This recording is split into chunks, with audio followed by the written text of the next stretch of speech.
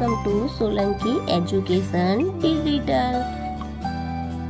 બાળકો ચાલો આજે આપણે શીખીશું ધોરણ 5 ગણિત ગમ્મત સ્વાધ્યાય પોથી પાઠ છે રાષ્ટ્રીય ફળ કેરી। નંબર 16 દિનકરભાઈના ઘરે ઉનાળામાં દરરોજ 3 કિલોગ્રામ કેરી ખવાય છે। જો 1 કિલોગ્રામ કેરીનો ભાવ 80 રૂપિયા હોય તો તેઓ દરરોજ કેરી પાછળ કેટલા રૂપિયા ખર્ચે છે? તો અહીંયા આપ્યું છે એ પ્રમાણે આપણે દાખલો ગણીશું। અહીંયા લખીશું 1 કિલોગ્રામ કેરીનો ભાવ 80 રૂપિયા। તો માટે આપણે કેટલા કિલોગ્રામ? 3 કિલોગ્રામ। 3 કિલોગ્રામ કેરીનો ભાવ કેટલો? તો 80 આ ચોકડીઓ ગુણાકાર થશે, આની સાથે ના આની સાથે, એટલે 3 ને 80 કઈ આવશે ઉપર અને 1 કઈ આવશે નીચે, એટલે કેટલા આવશે? 8 તાલી 24 ને નહીં આવડે તો જો 80 ગુણ્યા 3 એટલે 0 2 8 તાલી 24 એટલે કેટલા આવ્યા? 240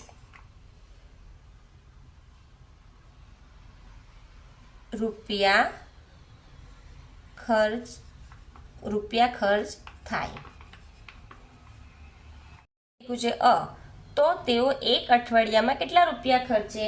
તો એક અઠવાડિયા એટલે કેટલું ગણાય? જો અહીંયા બતાવું, એક અઠવાડિયું,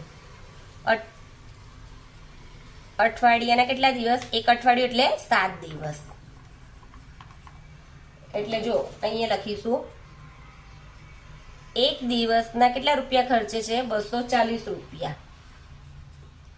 તો માટે એક અઠવાડિયું એટલે 7 દિવસ, તો કેટલા રૂપિયા ખર્ચાય?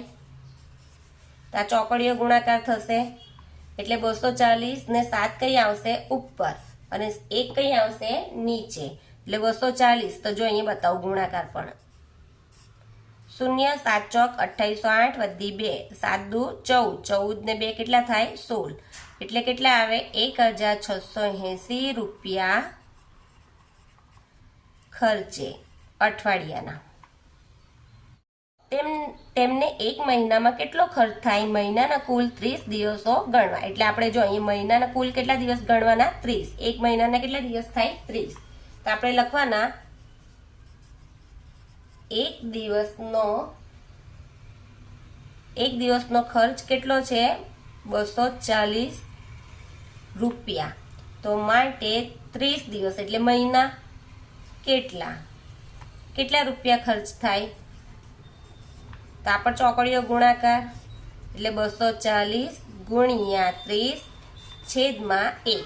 તો અહીંયા 240 ગુણ્યા 30, 0 4 અહીંયા 3 ગુણ્યા 0 4 તાલી 12 2 વધી 1 2 તાલી 6 ને 1 7 ને આ 0 છે એટલે અહીંયા તો 0 જ આવશે,